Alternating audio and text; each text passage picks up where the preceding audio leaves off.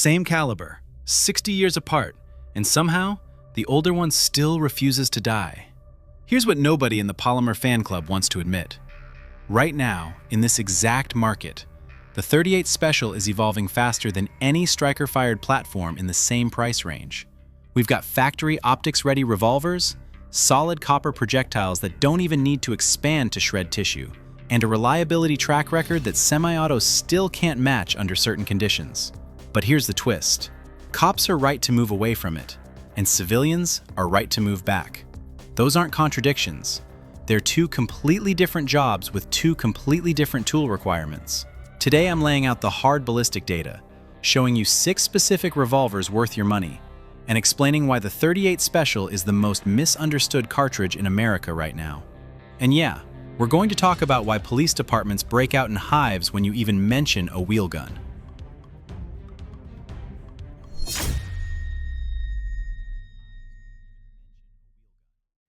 The ballistic truth.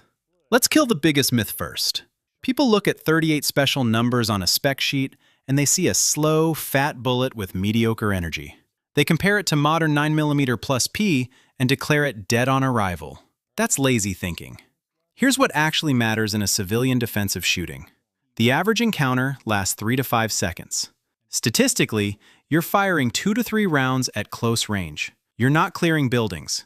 You're not engaging multiple threats at 50 yards. You're trying to stop one person from hurting you or your family, and you need that first shot to count. The .38 Special has been doing exactly that since 1898, more than a century of documented stops. And the ammunition technology available today makes the old stuff look prehistoric. Let's start with the load that changed everything, the legendary FBI load. We're talking about a 158-grain lead semi-wad cutter hollow point at plus P pressure. Out of a 4-inch barrel, you're looking at velocities around 900 feet per second. In gel testing, that bullet reliably expands to about 60 caliber and pushes through 13 to 14 inches of tissue. Those numbers put it right in the sweet spot of the FBI's own penetration standards. The Bureau eventually moved on, switching to 147-grain 9mm loads in the late 80s. But the civilian market never let go of that formula. And honestly, for close-range defense, it's still hard to beat. Now here's where things get really interesting. Look at what Lehigh Defense has done with their Xtreme Defender line. These solid copper bullets look like nothing you've ever loaded into a revolver. Instead of a hollow point that needs to mushroom open, they've got machined flutes cut into the nose that force tissue outward on impact. They create massive wound channels without relying on expansion at all. Why does that matter? Because hollow points can clog, shoot through heavy clothing, and a traditional hollow point might plug up and pencil straight through. The Lehigh design doesn't care what's in front of it. It does the same thing every single time. And because these bullets are lighter, you get less recoil and faster follow-up shots. This is the part that kills me. People are out here arguing about whether the .38 Special is enough gun, while completely ignoring that the ammunition has jumped a full generation ahead. The cartridge isn't the same as it was in 1985. It's not even the same as it was in 2015. The recoil reality. Now I know some of you have a story like this. You bought a lightweight snub-nose chambered in .357 Magnum because you figured, hey, more power is always better. You loaded up full-house Magnum rounds, touched off the first cylinder, and your fillings almost rattled loose. Your palm was bruised, your groups opened up to dinner plate size, and then you spent 20 minutes scrubbing that carbon ring out of the cylinder. Here's the thing nobody wants to say out loud. If you're flinching before every shot, your fancy Magnum rounds are hitting the floor, the ceiling, or the guy standing next to your attacker. Shot placement wins gunfights. Always has, always will. Stepping down to a dedicated .38 Special platform fixes this completely. The recoil is manageable enough that even smaller frame shooters can train consistently and actually build real skill. Your split times come down, your groups tighten up. You start hitting what you're aiming at instead of hoping the blast alone scares someone off. That's not a downgrade. That's an intelligent choice. Why cops are right to leave it behind. Alright, let me say something that might surprise you coming from a wheelgun video. Police departments are making the correct decision by moving away from revolvers. And I'll tell you exactly why. A patrol officer's job is fundamentally different from yours. They're running toward active shooters. They might face multiple armed suspects. They're engaging at distances and durations that a civilian almost never will.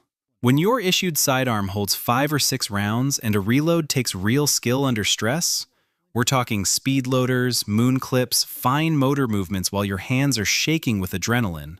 The math gets ugly fast. A Glock 17 gives you 17 rounds and a reload that takes about 2 seconds. A revolver gives you 6 and a reload that takes dedicated training just to get under 4 seconds. And then there's the logistics. Imagine running a department of 300 officers. Half your fleet is on 9mm, and now you've got a handful of guys who want to carry .38 Special. You're buying separate ammo by the pallet, maintaining separate training protocols, managing separate supply chains. Any police administrator will tell you that's a nightmare. There's the image factor, too. Chiefs want their officers looking modern and equipped. Weapon lights, red dots, standardized platforms. A blued revolver in a leather holster doesn't exactly scream 2026. But here's what's interesting. Plenty of departments still quietly authorize the .38 Special as a backup gun or for off-duty carry. Even the guys writing the policies know it works when things go sideways. They just can't build a department around it. So if you've been waiting for me to trash the police position, I won't. They're solving a different problem than you are. Let's talk about your problem instead. 6 revolvers worth your money.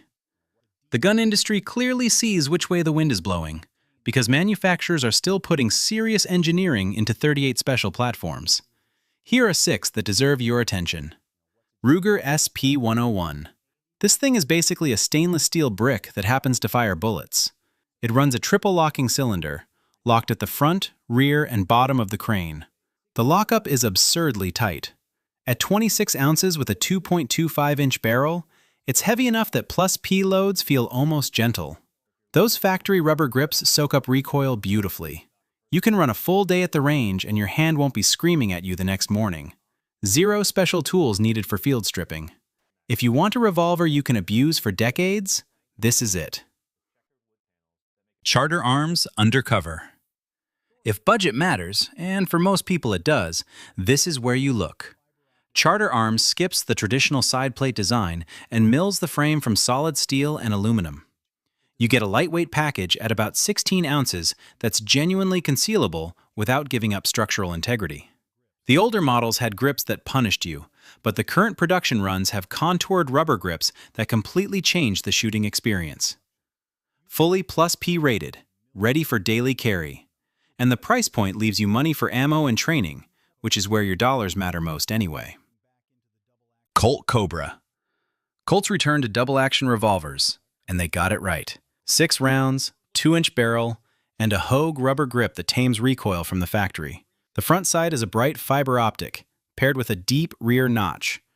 Target acquisition is noticeably faster than traditional fixed sights. The trigger is one of the smoothest in this price class. Works equally well for someone who's never owned a revolver and for someone who's been shooting them for 30 years. Smith Wesson Model 10.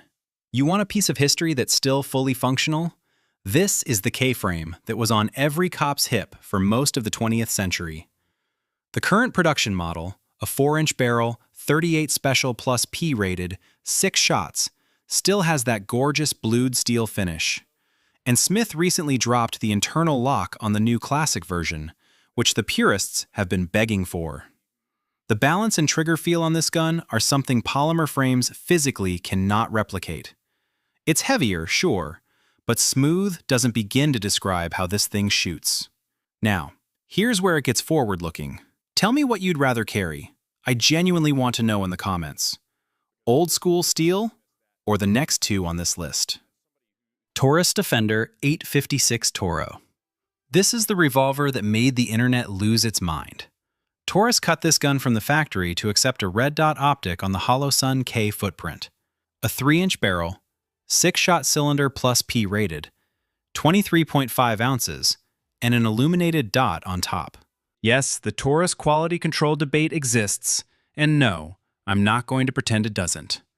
But this specific model is genuinely pushing the category forward. The longer barrel gives you better velocity. The stainless cylinder handles sustained plus P heat. And having a red dot on a carry revolver bridges the gap between proven mechanical reliability and modern aiming technology. For the money, nothing else in the revolver market is doing what this gun is doing. Smith & Wesson 442 Performance Center, the ultimate pocket gun. This is the Pro Series J-frame. 5 rounds of plus P, double action only, fully enclosed hammer. You can rip this thing out of a coat pocket or ankle holster without snagging on anything. The cylinder is machined from the factory to accept moon clips, so your emergency reloads are dramatically faster. And the Performance Center trigger job is noticeably smoother than the standard 442. If you need a backup gun or a deep concealment piece that absolutely will not fail you, this is the standard everyone else is chasing. So why are civilians coming back? It's not just nostalgia, although I won't pretend that doesn't play a role.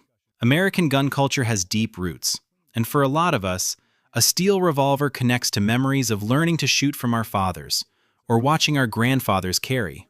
But the practical reasons are even more compelling. Supply chain resilience is real. During the ammunition panics, when 9mm shelves were absolutely bare, .38 Special was still sitting on the rack. Maybe not your first choice of load, but it was there. Having a gun you can actually feed matters more than having a gun with theoretical capacity. Mechanical simplicity is the big one.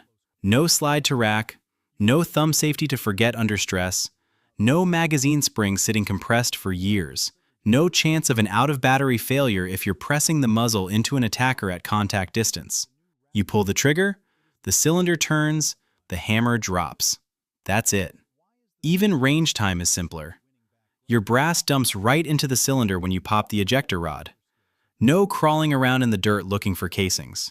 For someone who buys a defensive firearm, puts it in a nightstand safe, and needs it to work perfectly 3 years from now without a single range session in between, and let's be honest, that describes a huge number of American gun owners, a quality revolver is tough to argue against.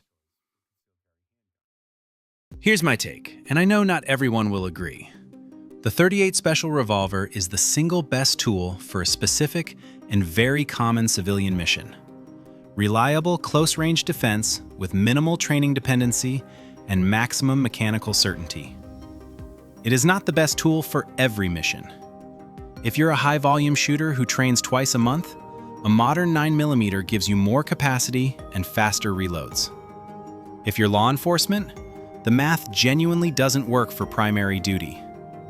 But for the millions of Americans who carry because they take personal protection seriously and want something that just works, the .38 Special isn't a relic. It's a platform that's being re-engineered from the ground up, right now, by manufacturers who see the same data I'm showing you. The question isn't whether this cartridge is still relevant. The question is whether you've been paying attention to how much it's changed. Drop your carry setup in the comments. Revolver, semi-auto, or both. I read every single one. If this shifted your thinking even a little, hit that like button and send it to somebody in your circle who's been on the fence about a wheel gun. Subscribe if you haven't, and hit the bell. We've got a full breakdown of modern defensive revolver ammo coming soon that you do not want to miss. Stay safe, stay armed, stay trained.